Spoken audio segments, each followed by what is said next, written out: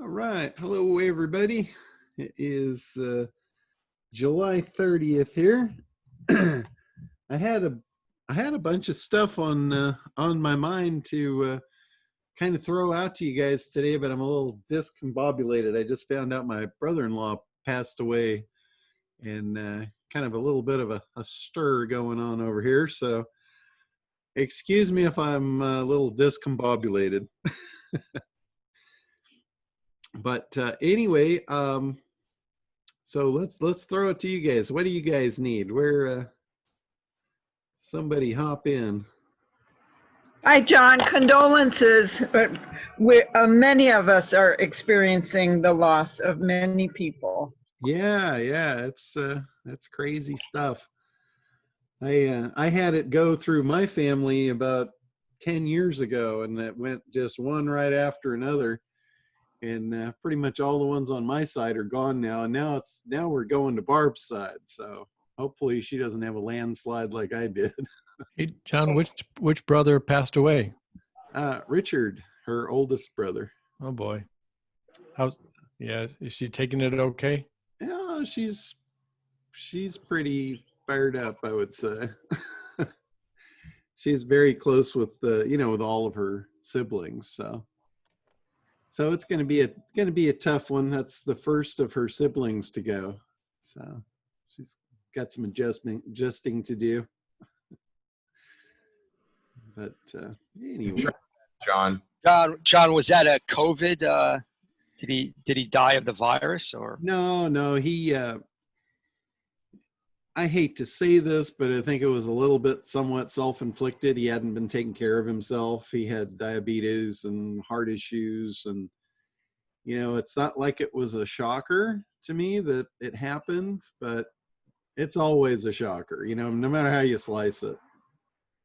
But nothing to do with COVID.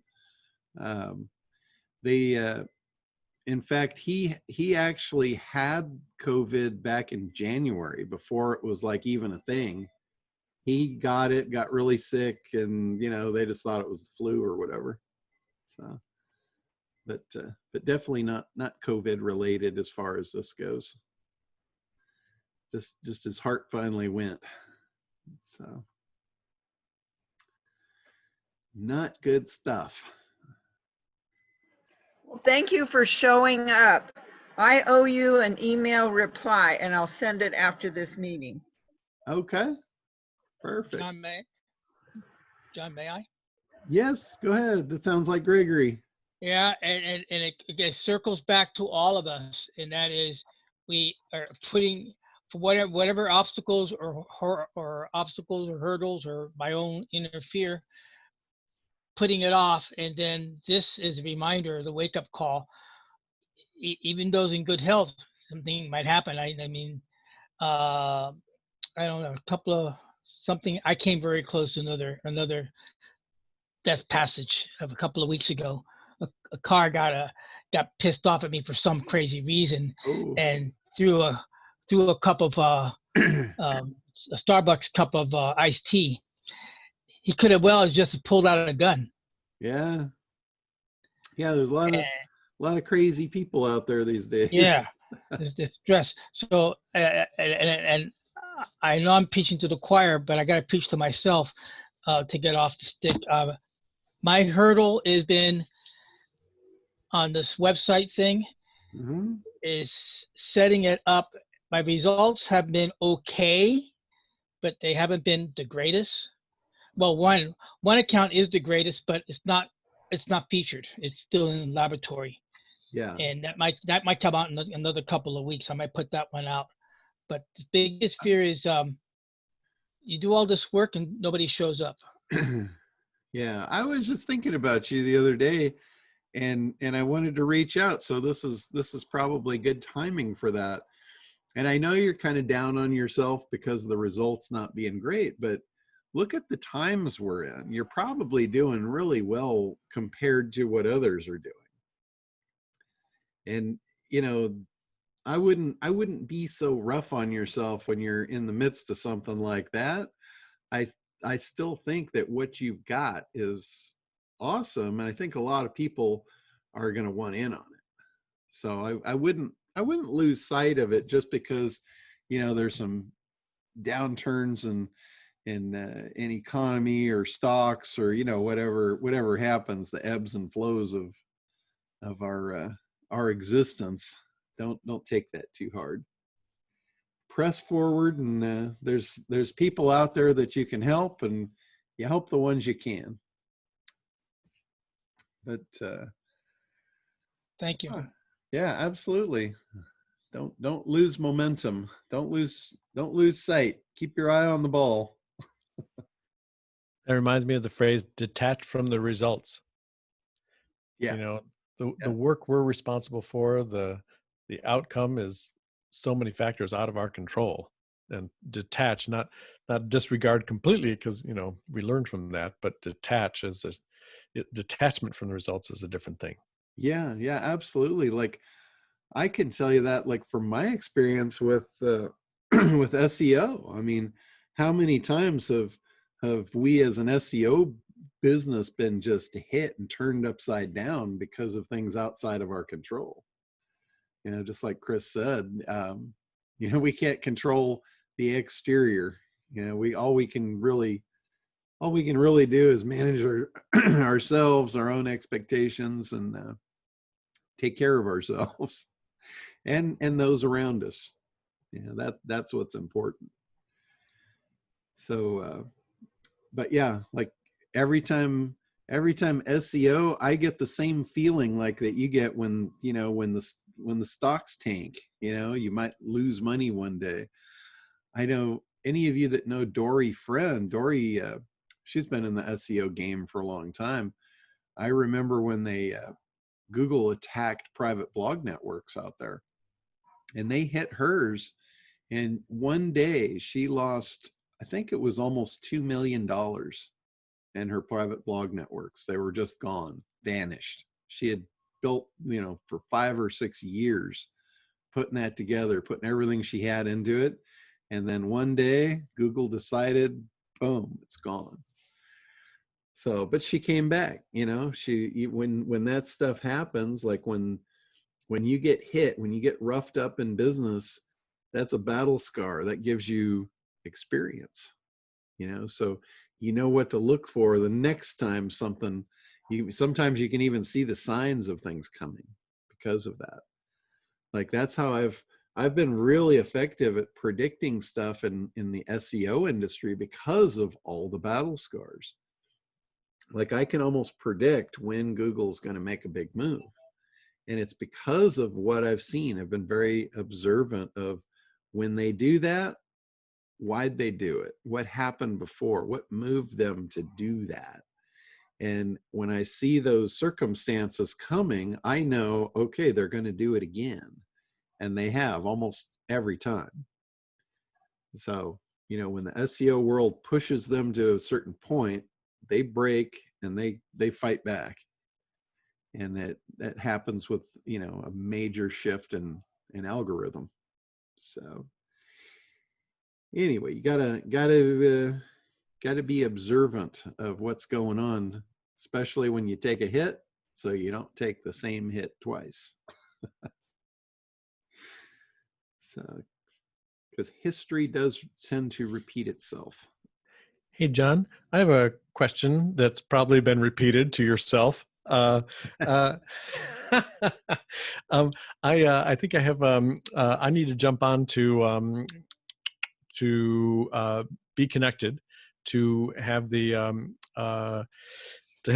option of the Zoom, and I have another person that's interested in that as well. So I just wanted. Yeah, and then just one more after that in order to have the lifetime and BeeKonnected. So my question is, have they launched yet? I know that this is a pre-launch offer thing that they're offering. Have they launched yet? Is there still time to register for that? And there is still time. The thing that's running out of time is to be one of the qualified founding affiliates. That's the thing that's running out of time. That's 5 people behind you, right? That's 5, correct? Yeah. I don't have any yet. There's a massive benefit to that if you can pull it off. And the massive benefit to it is it's a 2-tier affiliate program that basically they're going to close the lid on real soon. I believe it's what they say. They've said it's going to be the 15th of August. So there's about 2 weeks left if anybody wants to get in and take advantage of that. But think about it. If they close off the affiliate program, like anybody coming into the affiliate program after this, they're going to actually charge them. There's going to be a fee to become an affiliate of BeeKonnected down the line. So that means most people won't be an affiliate. Most people will just get the two referrals so they can get the free lifetime. So if you are one of the qualified founding affiliates, the affiliate commissions are always paid on anyone that comes into that system. Anyone that buys into BeeKonnected, there's going to be a $50 affiliate commission. Now, if the person that brought them in is not an affiliate, guess where those commissions roll to? They roll up the hill to that founding affiliate. It could be massive amounts of money, because if you think about, you'll be the top of your own little pyramid. If you just bring 2 people in and then they bring 2 and it's like the old Prel commercial, her hair looks so good, she told 2 friends, and so on and so on and so on. And then the screen was filled with people till you couldn't even see them. They were just little tiny dots. Imagine having that happen down your line and all of those $50 referral commissions roll up the hill to you. That's what's about to disappear. That's on the 15th. So, I mean, if you're in any position of authority, if you're a speaker, an author, a coach, you should be telling people about that. And I mean, the time really is limited at this point because that window is going to close on the 15th. But even if you just get 3, you'll be an affiliate if you just get 3, and then you can get paid. Anybody that you bring in, you'll get paid on. You'll get paid on direct referrals, right, directly under you, but you won't get those roll-ups. Those roll-ups will only roll up to those qualified founding affiliates, which there's only going to be 500 in the company. Yeah. So that's I can't get people interested at all. Hey, They knock me down immediately. Okay. Hey, John, can I ask you a question about that? And building on what Catherine's saying. Well, first of all, I like fruit roll-ups a lot. And and if I actually had your kind of roll-ups, I could buy lots of fruit roll-ups. But let me ask you, how would you run an ad? Like I have a Facebook group that this might appeal to. What type of ad would you run? My inclination was like, hey, do you want Zoom 500 seat license for $12.99 for life? That's, but is it okay to, what would you say for an ad to get people's interest? Well, here's the 3 big benefits to BeeKonnected. And I think as far as the company goes, they're out of order. I would realign them, and I'm going to talk to Scott about that. But it's connections is at the top. I mean, that's their foundation. So you have to have that at the top. Really good business connections. That's the number 1 thing behind BeeKonnected. I think the next thing should be tools. And thirdly, training. So connections, tools, and training, to me, that flows off the lips really nicely. They put the training secondary. So it goes connections, training, and tools. And to me, that just it just sounds like it's broken. So, yep. So when I promote it, when I tell people about it, I say, if you're looking for connections, tools, and training to run your business and scale your business, all 3 components are combined inside BeeKonnected. And you can get lifetime access by paying a $2.99 fee to get in and then referring 2 people. That's a pretty appealing offer right there. Lifetime access to connections, tools, and training forever for your business. for under $300, and all you have to do to get the lifetime is refer 2 people and help them get the same thing, that's kind of a no-brainer. If you're having trouble, if you explain it in that way and you're having trouble, it comes down to, you know, it all rolls back to ACT, right? If there's something broken, it's going to fit in one of the buckets. It's going to be in the analysis, in the creation, or the traffic. So the way I would look at that is the pieces that could be broken is either you're not talking to the right people, that's in the analysis piece, that's the market. You don't have the right market, and if you're talking to the wrong market, they don't care. If you've got the right market, if you've got business owners, that's the right market. I don't care what segment of business, that's the right market. If they're not responding to you, then it's probably in the creation part, it's in the messaging. So when you match the right message to the right market, you've got a mover now. And now all it comes down to is bringing that market to the message, and that's in the traffic bucket. So if you're struggling in any portion of your business, I can almost guarantee you it's in one of those 3 buckets. If you've got the market identified and it's the right market and you've created the right message for it, then you're probably just not driving them to it. If you've got the right message, but you haven't identified the market and you're trying to drive it to everyone, that's your problem. It's always going to land in one of those buckets. Hey, John. Hey, can I offer you some feedback on something you just said? Sure. That from my perspective, I see it a slightly different way. Okay. And it's just feedback that might be helpful too, and maybe others might feel this way. But when I think of coming on the calls and talking to you, like looking at my point is you're saying connections, tools, training, but actually I connect with you to get the training first, and then you introduce me to the tools I need. Okay. So maybe they did get it right. Maybe it's just in my head.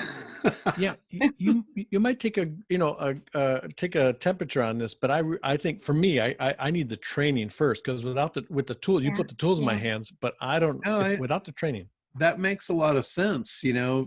And hey, perspective is great. You know, I love perspective. I learn a lot from perspective, and I think you're right. It's just, to me, it just sounds so much better when you say connections, tools, and training. To me, it just sounds like I just slur on saying connections, training, and tools. But you're right. And, you know, I talk a lot about sequencing and putting things in the right order, and I get it. So yeah, if you were going to go to bat with the guy about a topic, I just wanted to give you that feedback that they might have gotten that right. It's from a consumer's point of view. Okay, well, maybe I won't go to bat with them at this point then. Thank you for that. I just need to figure out how the hell to say it so it rolls off my tongue then. John, this is Roger. Yeah, go ahead, Roger. Hey, I don't know if this is kind of feedback or question or a combination thereof. I've tuned, I mean, at this point in time, everybody wants to get you on a Zoom webinar or some kind of webinar, and you know, our time is precious. But I'm always out to learn. So I tuned into a couple of the Facebook trainings. I don't remember the gentleman's name who's doing that through the BeeKonnected. Domingo. Yeah, that sounds right. And I'm sure he's a wonderful guy and everything, but I'm not, I mean, I've been around the block a little bit with Facebook, you know, but I picked up maybe a tip or two, but for the most part, you know, you can correct me if I'm wrong, or it's just kind of my perception. I'm not trying to be you know, dissing him in any way, but it kind of seems like all he's really doing is kind of chatting with us for an hour to make friends with us, so that we buy his stuff down the road. Do you have any thoughts on that? Or, I mean, is the training going to kind of up the game a little bit at some point, or I don't know, just that's just kind of my feedback to this point. I'm not sure I want to spend, you know, more of my valuable time on his Facebook trainings, and in fact I missed the one today at noon, but I tuned into yours here at 1. So okay. You know, I don't really know the answer to that. Like Domingo, all of the trainers that they've got 5 trainers in there so far.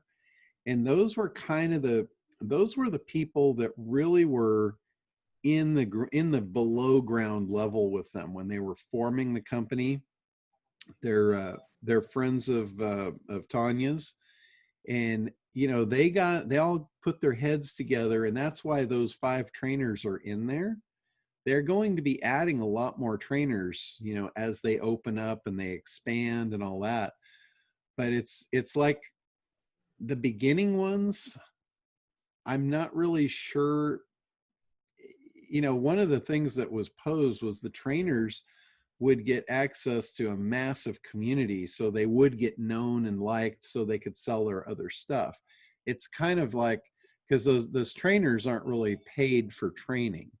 They're there to basically provide their services, provide their input. And it's like speaking on stage. You know, you go there to provide quality training for the audience, and in turn you get to make an offer. So I don't know that there's any offers being made yet, but down the line, yeah, all of those trainers are going to be having their, you know, the ability for you to connect with them and, you know, and buy their other programs and all of that. So I don't think it's meant to be like the end all be all trainings. I think it's all mostly introduction stuff, introductory things, kind of allowing you to know what you didn't know. That's I kind was of just, my I was, perception. I was just on Domingo's training, and I know what he's talking about with the sales, but at the end, he said, well, if anybody wants to talk and let me know where they're at and where they can go, it's a free consultation. So he Okay. wasn't actually selling anything then. Yeah. Okay, that's nice. Yeah. Yeah, I don't know that they're going to allow any of us to actually sell off of there. It's supposed to be just coaching and training and, you know, for the whole group. And I think that's a great idea because you get to go in there and be exposed to a bunch of people without paying a ton of money for their stuff, not knowing who they are.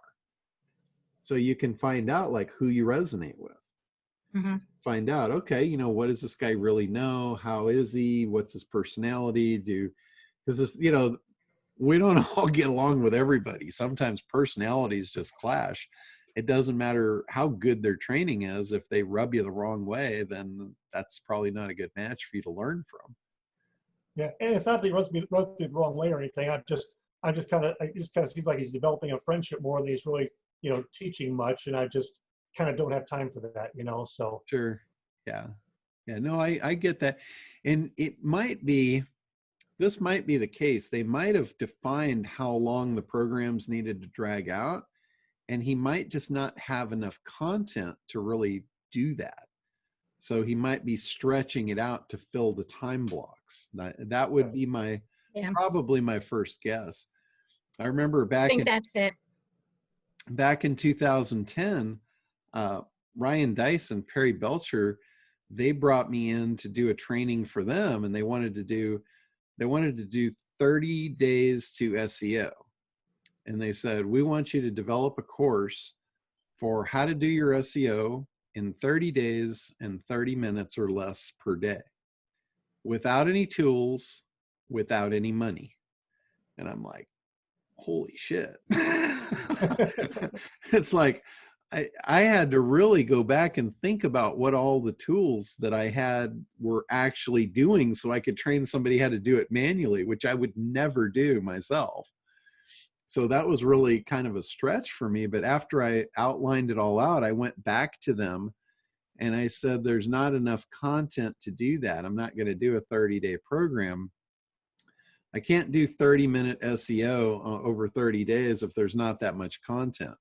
So what I would rather do is I laid it out. I said, it's really only about 20 days. I said, so I'm going to give them the weekends off, the 4 weeks, you know, Monday through Friday. We'll give them the weekends off. And that way my content doesn't get diluted. I stay on focus, you know, a very powerful 30-minute deal of what to do. And they loved it. So, but that's my style. I don't like to waste time. Like if if you guys watch any of my training videos, like inside the ACT program, they're very short. I don't go on and spew and, you know, it's right to the point. Here's what you do. Here's why you do it this way. Here's how to do it. That's it. Because I know, you know, I always took that whole approach of do unto others as you would want done to you. And I don't like wasting time. You know, if I'm with somebody that's blabbering, I just, I want an out. I was thinking about making a cell phone app that you could just click a button and it would call you, you know, like how to get out of a bad blind date type of thing. A business app, get me out of here. So I totally get that. But anyway, I mean, you know, but there's a lot of training. The other thing you can look at it too is it's free training, so we can't really complain too much about it. And there's a lot of people too. Think about it this way: there's a lot of people that are going to be on those trainings that are not at the level that most of us are at. So they need to go a little slower. They need to take the concepts at a slower pace and all that, so they can get people acclimated to it. Because quite honestly, most small business owners know nothing about Facebook advertising. Most of them don't even know there's an ad place in Facebook that you can do that. They think Facebook is about, you know, posting your pictures and your comments. That's all they know. So it's you know, there's a lot of stuff to cover in there. And then you know, they've got the video, the 5 people that they've got in there. They've got the video gal. They've got Domingo for Facebook. They've got Jenna that's teaching basically Kartra. She comes out of Ryan Dice's camp and she's teaching Kartra. I've watched some of her stuff. She's really good. She's really sharp. She knows her stuff. There's a couple of pieces that she might be missing because of her training with Ryan Dice. He goes right into avatar. He doesn't go into segmentation. So, you know, but other than that, I mean, she's right on with the stuff she's teaching. It's good stuff. And then you go to Jerry, and I got to really connect with Jerry. I don't really know him. I need to get to know him a little bit better. I haven't seen any of his trainings. But the thing that I saw right out of the gate with Jerry was he's a branding guy, right? He comes off as the big brand guy. And he's got an AOL address, for Christ's sake. Like, oh my God, can I help you fix that? You know? So I'm going to offer to help him get up to speed on that. And I get it. You know, he's not a tech guy. It doesn't mean he's not good at branding. But, you know, he's probably from the old school branding, which, you know, that's good. It's great to have that experience. But now when you're teaching in the online space, you know, you got to make some adjustments. Come on. So anyway, so I'm going to help him with that, get that going. And and then you got Tracy on the other end, who she's taught all over the world internet marketing. Yeah, was that you, Shantha? Yeah. Yeah, go ahead. I have a question not related to BeeKonnected. If you're done, if not, I can wait. Sure. No, go ahead. Okay. I wanted to find out. I'm trying to create a video or do a live, but I more so in a video. But I don't want my image there the whole time. So while I'm speaking, I would like to have some images on the background. Now, somebody suggested that BeLive and StreamYard can do that. Do you know if that's the best platform, or is there something else better that I can use? You can do exactly what you're talking about right inside of Zoom. Like if you use the Zoom webinar platform, when you are presenting, like when you go to share the screen, if you turn your video, do the stop video, your picture will disappear and it will be a full screen share. So like if you have a PowerPoint and the PowerPoint is up full screen, that's all they're going to see in the video. Okay. And then if you want to pop in, like if you want your head to pop in and you say something, all you have to do is hit the video, start video. And then you'll pop up in the corner, or, you know, wherever your little video box is, And then you can talk on screen to them just in the little box with the screen still up behind you. You can bounce back and forth with that using the Zoom webinar platform. Okay, I can try that. Now, do I also have, does that have the capability, like if I'm not doing a live, but just a video, to add some text during that time? Or would that be in the PowerPoint? I can just add it. You can just add it right in the PowerPoint. It's the easiest way to do it. Okay. Now, if you, let's say you record it and you got your finished video and you're sitting there looking at it and you're going, oh shit, I forgot something. And like, let's say you want to put some text on it, or there's an image that wasn't right and you want to swap it out. I use Camtasia for that. Okay. And I'm on IBM, so Camtasia is the one for the IBM platform. If you're on Mac, I believe it's Keynote is the program. Keynote is kind of the program for that. But anyway, Camtasia allows you full video editing. You can put your intro video, you can put your exit video on it. You can do all kinds of effects. You can fade things in and out. You can put overlays. You can put screen text, all kinds of stuff. And it's really simple to use. It's drag and drop. If anybody ever wants to, have a lesson on that, I'm happy to do that. I can even do it on one of the Thursday calls. I can open it up and just show you guys how to edit a video. That'll be great, John. Do you have an affiliate link for that? I don't think I have an affiliate for Camtasia. Okay. And it's, I don't know how much it costs these days. When they first came out, it was super expensive, but now I think the prices have come down. I think it's only like a couple $100 or something. I'll check it out. Thank you, John. Sure. Now, if you're looking for another solution that you don't have to pay for, I haven't used it, so I don't know anything about it, but I've heard that there is a media player inside Windows that you can edit video with.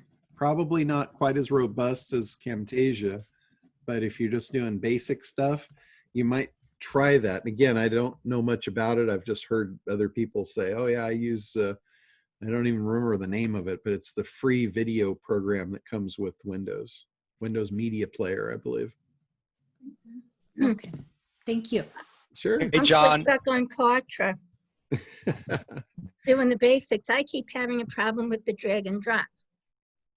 Took me 3 hours to do one thing the other day. The drag and drop in Kartra can be a little challenging. There's a easy trick. Are you having this problem, like you're trying to drag it and you can't scroll it at the same time? It scrolls all the way to the bottom right away. Yeah. So there's a little trick that you can do with that.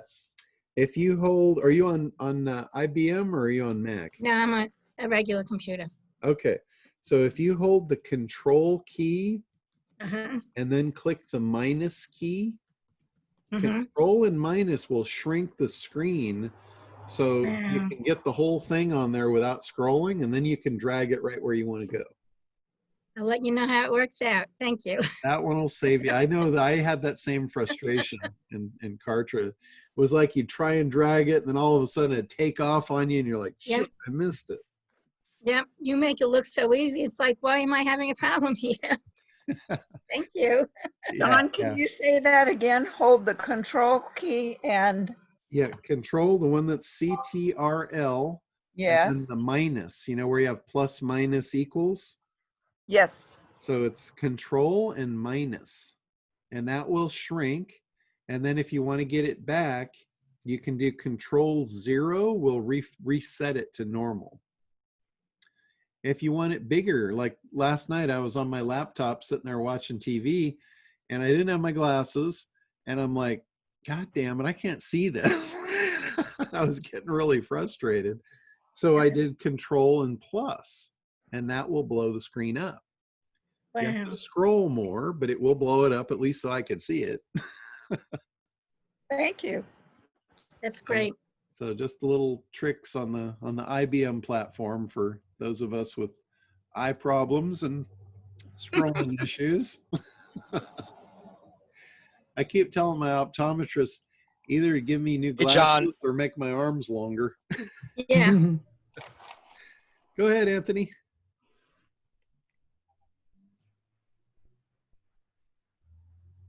Hi, can you hear me? Yeah, you froze up there a little bit, but yeah, now you're coming through.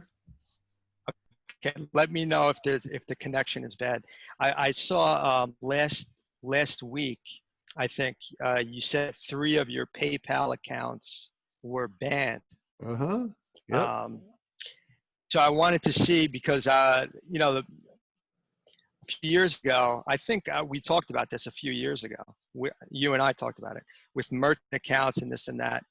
That happened to me. Same thing with PayPal. Yeah. And the last few years, I've had no problems, you know, but still because I have a high risk merchant account for that men's supplement that I own. I have a high risk merchant account, but I'm interested as to what your plan is with PayPal. I mean, are you planning to go back? Because so many people, and I'm sure you've heard this, so many people have had problems with PayPal, and now it's happened to you. You're finally, so I'm curious as to what your plan is. Well, you know, I got to be honest with you. Every time I heard of an internet marketer getting their PayPal account shut down, I never said it, but every time I heard it, I'm thinking, well, yeah, what did they do to cause that to happen? You know, always thinking, yeah, they're probably doing something shifty, or they had, you know, a bunch of refunds or whatever. But I can tell you with no uncertainty that one of my PayPal accounts was 18 years old with a perfect track record. No returns, no issues. All I had done with that account is every year I used it more and more and more. Never an issue, never any fraud, there's never been any issues with any of my PayPal accounts. Now, I don't know how they would know this, but I've got 3 divisions of my company, and I had a separate PayPal account for each division.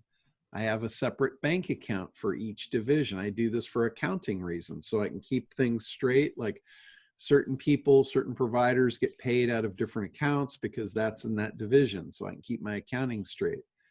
So each division has its own credit card, its own bank account, its own PayPal account. There is no crossover there.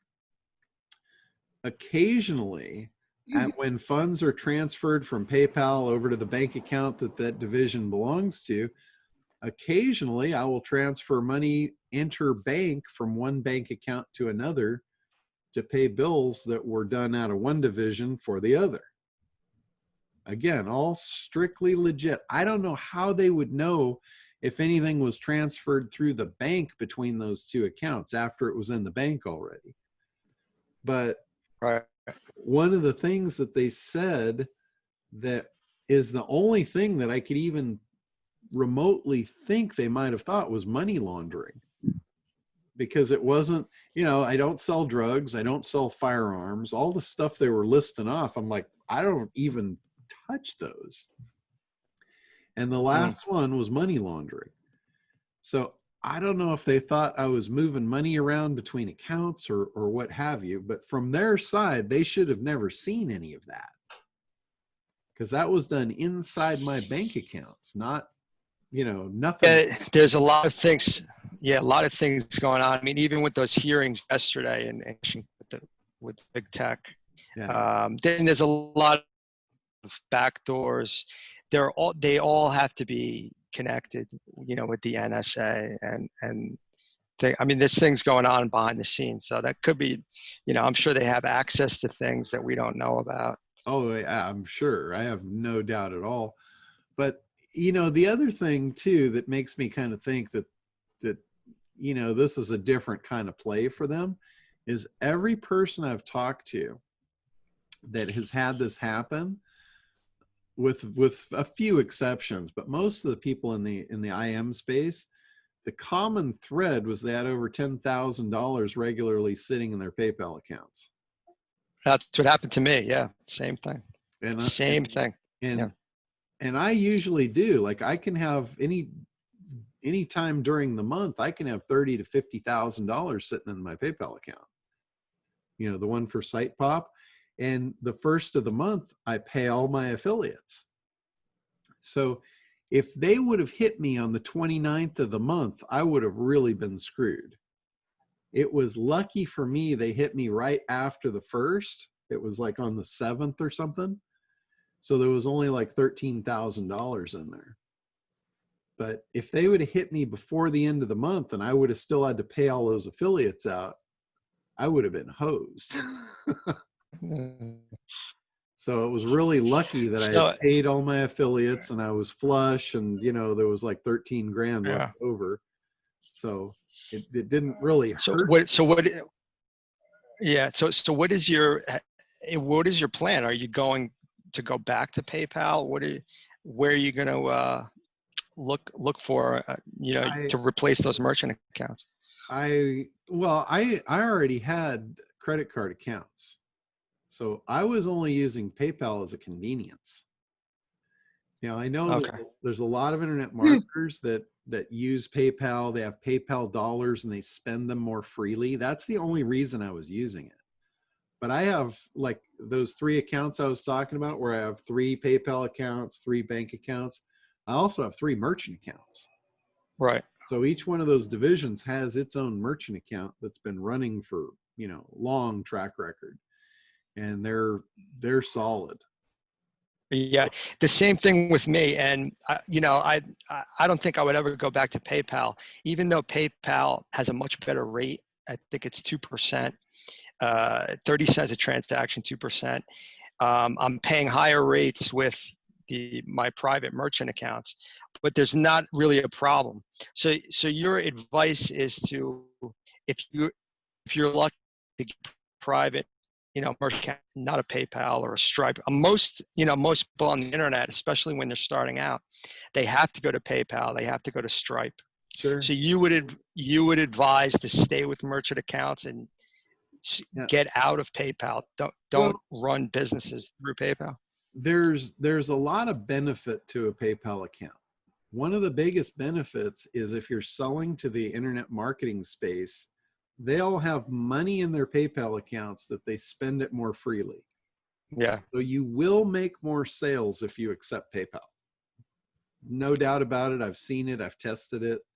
And there's no, it's for sure. Can I chime in on this? Sorry. Sure. Go ahead, Gregory. Yeah. So I use PayPal a lot because of this reason as a consumer.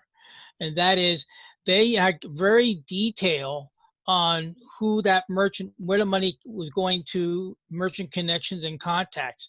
Because I've gotten and bought stuff using my Bank of America card, and then I go to Bank of America account and I say, okay, I want the merchant's phone number, or I want the merchant's whatever info.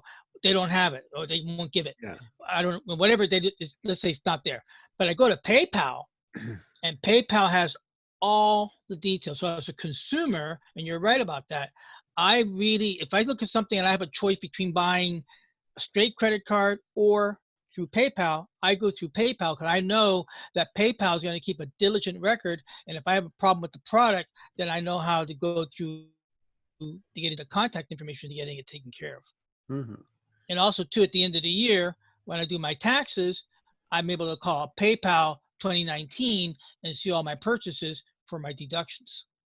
Yeah. Yeah. So there is definitely some benefits to PayPal.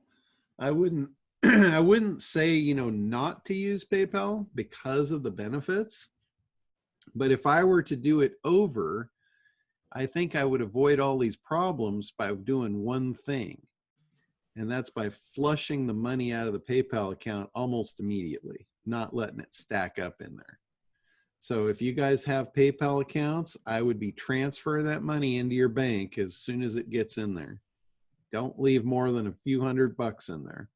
Don't leave any more than you want them to grab.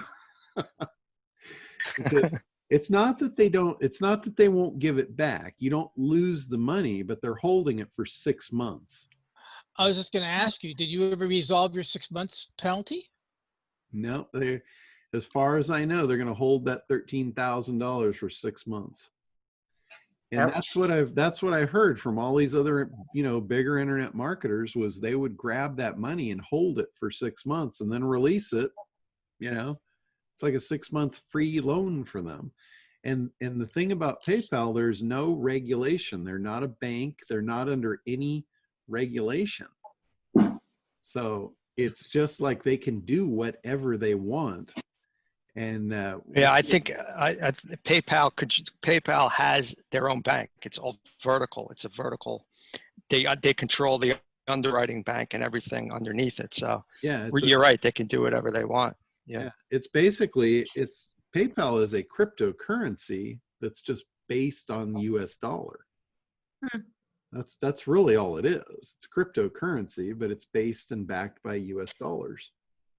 John, is there a better alternative to e-commerce? I think. Go ahead, Anthony. Well, you mentioned cryptocurrency. I mean, I was thinking a lot of these problems, in terms of the reserve, in terms of they hold money for 6 months, in terms of, even I have, when I got. Yeah, you cut out on this. And I've lived up to the bargain. Okay. You're kind of cutting out on us there, but Linda, as far as an alternative or a better solution, if anytime when you're running a business and you have cash flow, you've got businesses that are paying you and you're paying other vendors and stuff like that, you don't want to be held hostage by any one source, if possible. Of course not. So you want to have a true merchant account where you can accept credit cards. You might want to have a merchant that will allow you to take e-checks and debit cards and, all of that kind of stuff. A lot of you guys are in Craig's mastermind group, and Barbara Cunningham in there, she's who I go through. She handles all of that stuff for me. So if you reach out to her, she can take care of you for any of that stuff. If you're small and you're just getting started, the whole credit card thing might not make sense to you because there's monthly fees and there's things. So if you're just getting started and you don't have business going yet and you don't want extra fees every month, you might be better and cheaper to use something like Stripe, where they just take a fee when you make a transaction. It costs you more, but if you're doing it on a low volume just to kind of get started, and let's say it's going to take you 6 months to get up to speed, you want the ability to take money in, but you don't want to have to be paying for it and not using it, Stripe might be a good option for you, or PayPal is, another good option to do that, because they don't have the monthly fees unless you're using PayPal's actual merchant account, which I never use that. I always use Barbara Cunningham for my merchant provider. But and then once you get up to a certain level, like I think, and you can ask Barbara about this, there's a certain level where Stripe no longer makes sense and it becomes very expensive. And I don't remember if it was $2,500 a month. If you're doing more than, I think it was $2,500 a month is where it makes sense to go ahead and get a regular merchant account. And then when you scale, you'll save a bunch of money. Pretty sure that was where that break-even point was. Thanks, John. I've got a quick question for you, if you don't mind. Sure, go ahead.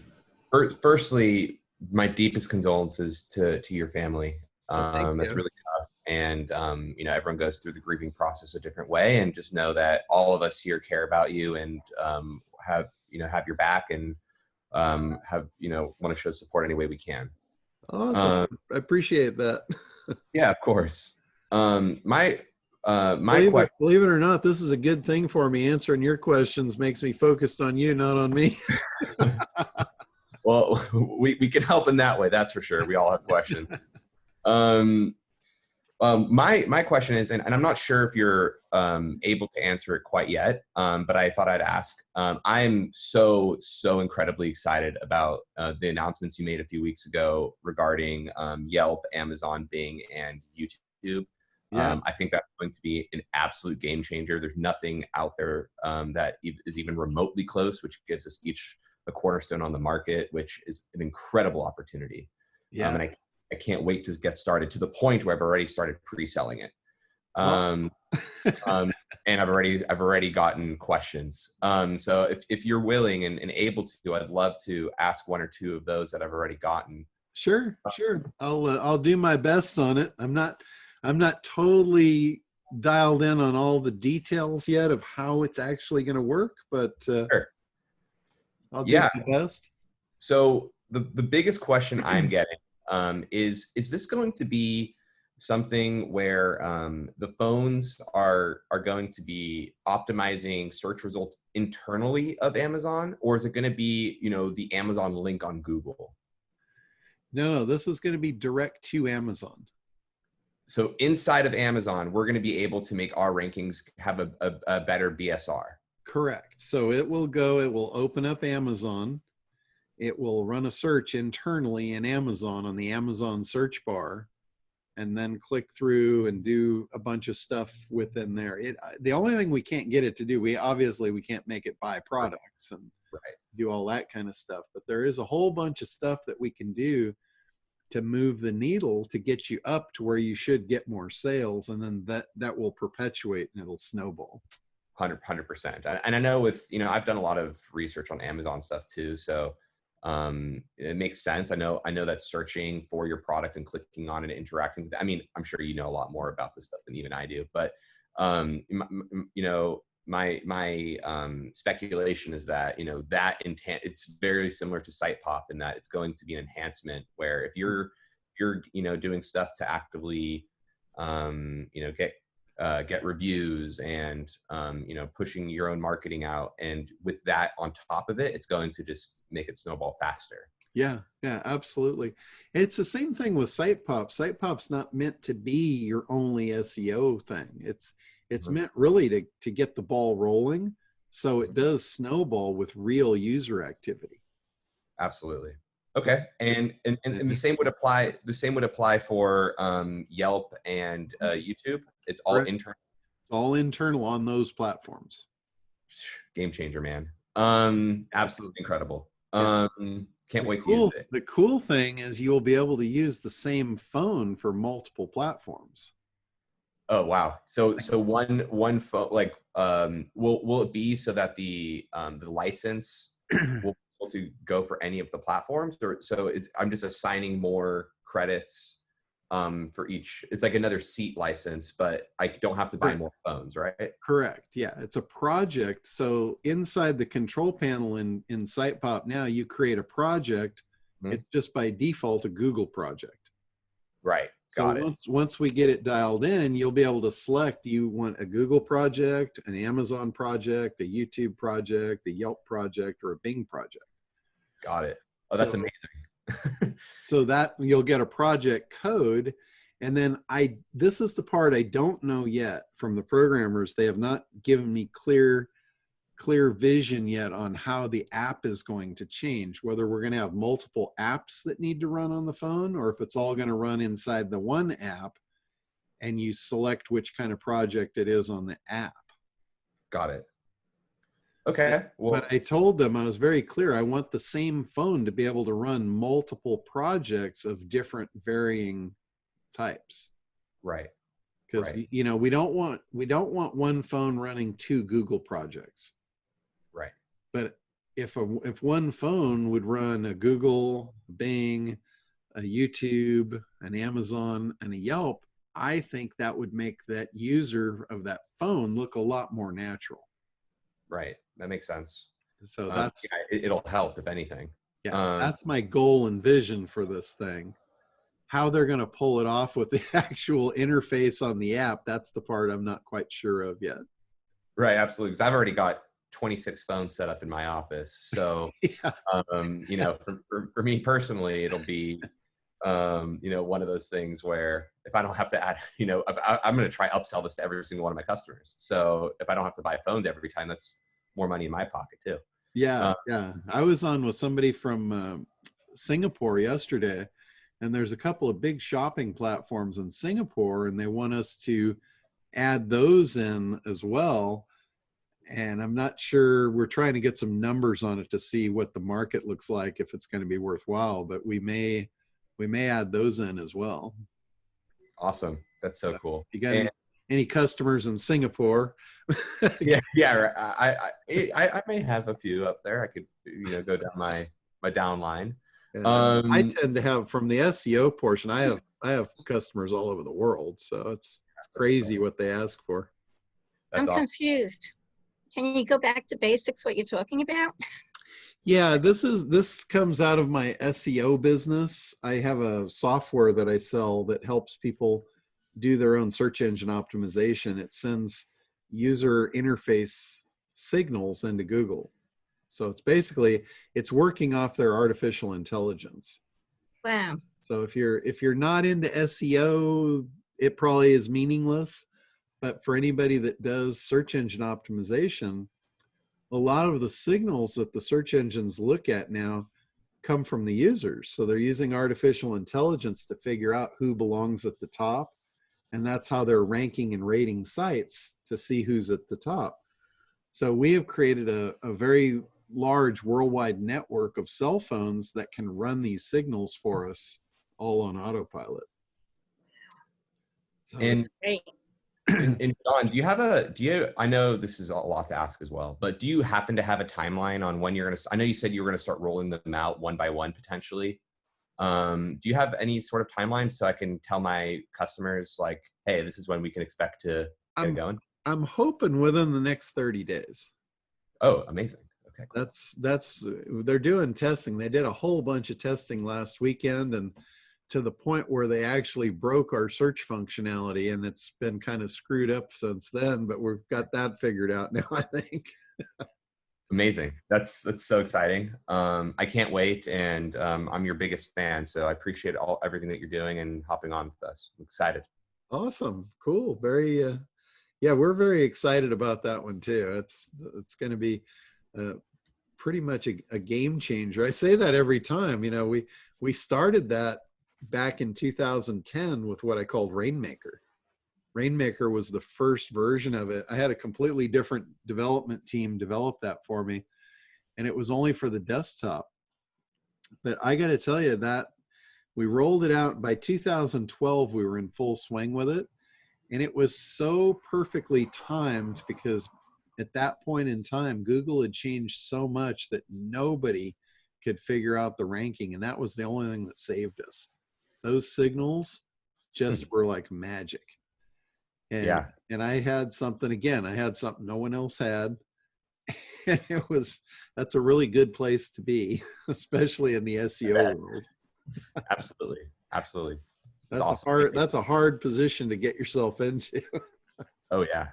I've seen it. I've seen it. So no, I'm very, very excited and very that I met you, very excited to have met you and to be along this process. And all of us are you know, eating off of the fruits of your labor here. We're adding to it, but we really appreciate it. It was helping us all. Yeah, absolutely. Because you know, when you're talking about something like that, it would be great for, you know, for me to just keep it to myself, but the more people are involved, the more powerful it becomes. So it's absolutely for my benefit, the more of you that use it, but it's also, I'm giving you access to it too. So we all benefit from it. Absolutely. Thanks, John. I appreciate it. Sure. Sounds great. It kind of reminds me of some of those Batman movies where, you know, they've got the thing on top of the TV and it's controlling the city. kind of crazy stuff, but keeps us all on our toes. All right. Anybody else here before we? John, can you hear me? How's my connection now? Yeah, it's a little choppy, but I can hear you now. Yeah, I don't know if I got these headphones for $15 on Amazon with a microphone. So I don't know if that's No, I don't causing think this or not. I don't think it's that. I think it's almost like your internet It connection. looks like you're freezing up there. Yeah, that's your internet connection doing that. The internet? Are you on Wi-Fi? Yeah, if you're on Wi-Fi. Yeah. Well, I'm going out. Let me, yeah. Yeah, I know. Whenever I do Zoom, I always I'll plug try to in. figure out what's going on here. I see a lot of people that that do Zoom calls regularly, and it's really bad when you're the host and you're intermittent. So I always try and plug in with a hard line if I'm doing Zoom calls. What does that do differently? What was that, Catherine? What does that do differently? Well, when you're on Wi-Fi, sometimes the data transfer is a lot slower than on a hard wire. In a hard wire, it's a direct connection. It's solid. There's no in and out. With Wi-Fi signal, like if other devices are trying to connect to the Wi-Fi at the same time, it can lower the bandwidth. And on with a video, like we're streaming video here, so it takes a good chunk of bandwidth. So when that gets limited, it can become a shoddy connection, like what Anthony was experiencing there. I get that a lot. That's why I'm asking. Yeah. So if you plug it in like a LAN cord, a hard wire right to your computer, usually that'll take care of that problem. Okay. Another thing, I'll let you know how it works out. All right. Hey, John, I got a question about, I mentioned a week or whatever it was ago, my first call, that I have this Carrot website for real estate. And you know what it is. You didn't really comment, good, bad, or otherwise. They claim to have some benefits. For the time being, I know that it saves me some programming issues and hosting issues, everything else. But bottom line is I need to get the site built out. They offer these packages of articles you can buy, but from what I can tell you, basically have to then take those packages and spin them, which like we used to do in the old days to make it 100% unique or whatever. It's like nonsense. I no longer have the interest in doing all this content creation myself. Is there some place that you have found to be reliable for specialty type stuff like this? Like I say, real estate.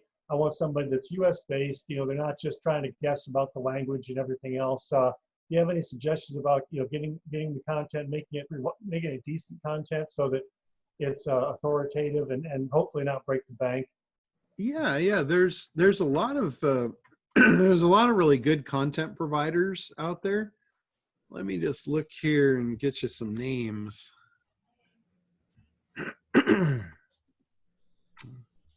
Yeah, I used to try to find people on Upwork and look at their ratings and things like that. And it was kind of hit and miss. And then sometimes you find somebody kind of good, and then they're gone after a couple months, on to something else or whatever. Yeah, no, I totally get that. Okay, here's one. It's called BKA Content. BKA Content. And I'm pretty sure it's bkacontent.com is their website. They're real people. They've got high quality content, and they can do, they can cover any space that you want. So real estate should not be a problem for them. Let's see. There's another one called contentwritingsquare.com. There's another one called orangeoutreach.com. So orangeoutreach.com, contentwritingsquare.com, and bkacontent.com. Those are three those are good quality. They're not going to be the cheapest, but it's not spun junk, and it's not, like stuff out of India that doesn't read right. Hopefully I don't have to fix it. Yeah, so give those a shot, and I think you should probably be able to come up with something pretty decent out of there. Okay, great, thanks. Now, also, don't think that you can just take their content and stuff it on your site without proofreading it. Make sure you know, make sure you proofread it. You might have to edit it. I know with me, I've like I'll have articles written for my site, and I'll give them the premise, I'll give them the outline, and then they write the article, and then I'll just go in and edit it. And I'll put my own flavor to it, my own words, but I have trouble with a blank page. It's Yeah, like if I'm sitting there staring at a blank page, I don't get anywhere.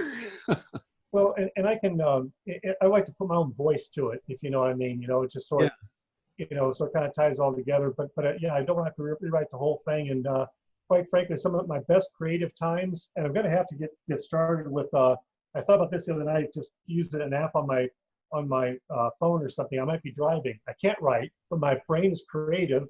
I used to get it when I was mowing a large acreage. Well, when you're mowing a large acreage, there's nothing you can do. You can't take notes. You can't use a microphone, too much noise, you know, and all that good stuff is just lost forever.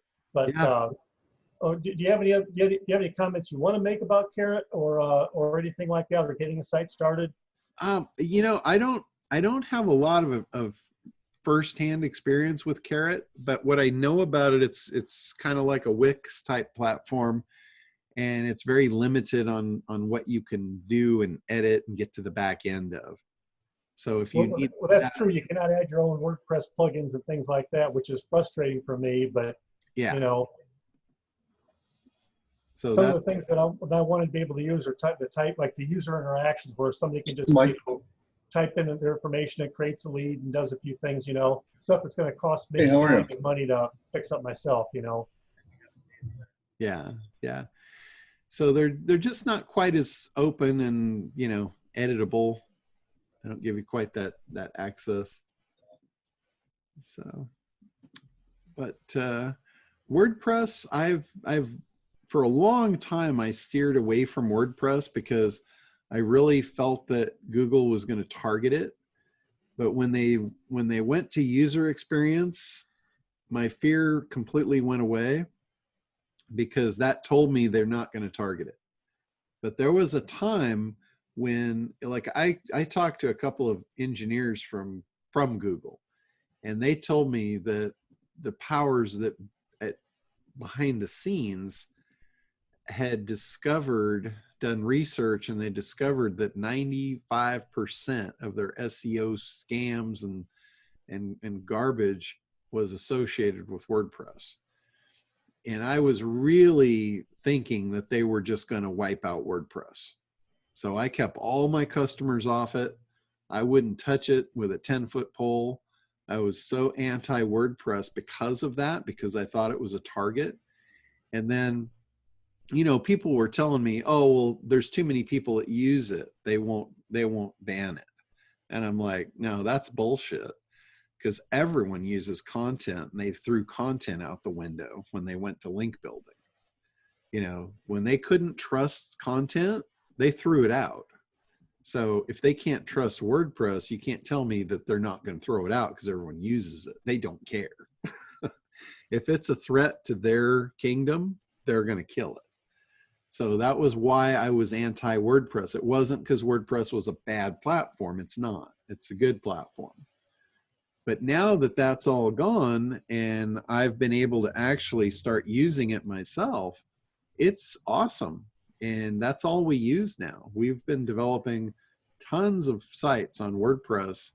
And, you know, I've got a really good team that can develop WordPress sites. So if you need help with that, let me know. And WordPress, there's nothing we have found that we can't do with WordPress. You know, if you get awesome, appreciate it. Yeah, like for me, WordPress and Kartra, that's a match made in heaven right there, because Kartra can come in and do all your back end automation to run all of your marketing automation, and you use WordPress on the front, which is very fast. It's you know, it's got everything you could ever want as far as bells and whistles. You just put in plugins and away you go. So I was so happy to put those two together. It's just made my life so much simpler now. What do we need to do to engage you, John? Just go onto my site, the Internet Dominators site, and there's a 15-minute free consult there. Anything you need, just schedule an appointment, and we'll get you set up. Awesome. Thank you. All right, guys. Well, I'm going to go ahead and wrap up for today. If you have anything else, shoot me an email and we'll talk to you soon. Thank you, John. Sure.